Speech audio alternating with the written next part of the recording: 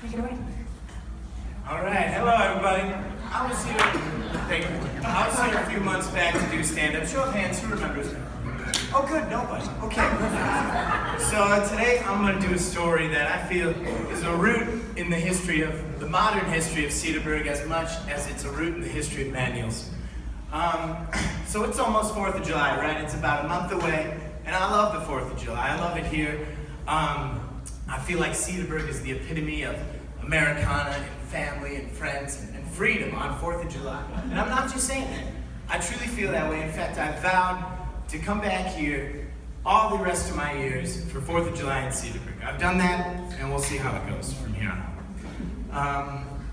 So now there used to be this great tradition in 4th of July involving the parade.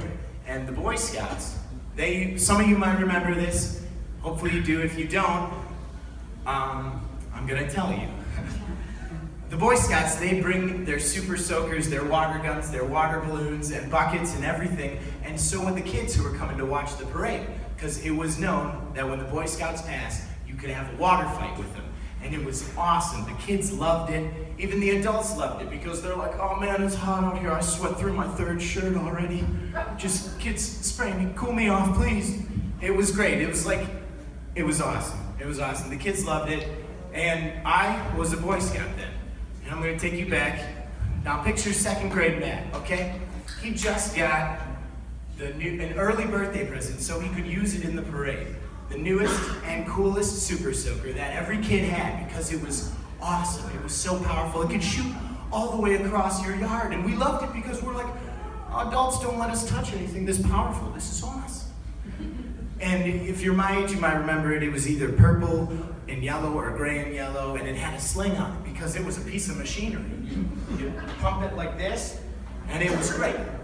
And so here I am walking in the parade. I got my jean shorts, my shirt tucked in. Needless to say, I'm feeling pretty cool. All right, I got my super soaker filled. I got it pumped. I'm ready to go. I'm smiling from cheek to cheek. I'm so excited to celebrate the 4th. And I remember it just like it was yesterday. It was the beginning of the parade, right at the bottom of the hill near the gem shop and the dentist's offices. And I'm smiling, I'm waiting, and I look to my right and I see 2 guys who, in my mind, were much older than me. So therefore, were very cool. And they're like, hey kids, spray me, spray me. So I'm like, okay, yeah. And I just reared back and I let it rip. And the stream is going. And as it's through the air, I'm thinking, these guys are gonna think I'm pretty cool. They're gonna wish they had a little brother just like me. They're probably thinking, why don't I tuck in my shirt? That's a good look. But in my haste, I must not have pumped the gun enough, because the shot fell short, and to my luck, in front of the 2 guys was a baby in a stroller. And instantly the mom, of course, yells out, oh my God, my baby, what's wrong with you? I'm like, I'm sorry. And 2nd grade Matt is freaking out. I don't know what I did. I was like, oh geez. And I tell you folks, the best part about parades is that they keep marching on. So I just turned face and I'm sorry, please lady, I'm not home. Nobody saw it. I tell no one, of course, because I don't know what to do. So next year rolls around, we're at the meeting, the den leader for the Boy Scouts is like, guys, super soaker, our band. And we're like, what? This stinks. And I'm like, yeah, this stinks. I wonder why. I wonder who did it. This is terrible. And he's like, don't worry, we're gonna do bubbles instead. And we're like, what? Bubbles? How's bubbles gonna replace something manly like a water fight? But still, I told no one, only family, and to this day, this is the first time I'm telling anybody other than my family this story. And because I gotta get it off my chest, I got to, because every time I watch the parade, I feel the only retribution I can get or the other people can get, is for me to walk in the parade with a sign saying, I ruined the greatest American tradition.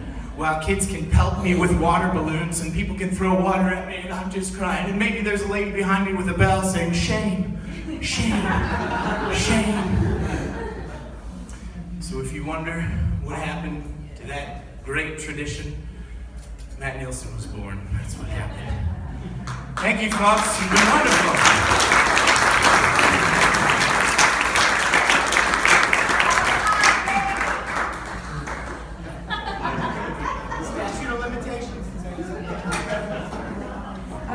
let's give another round of applause for Matthew.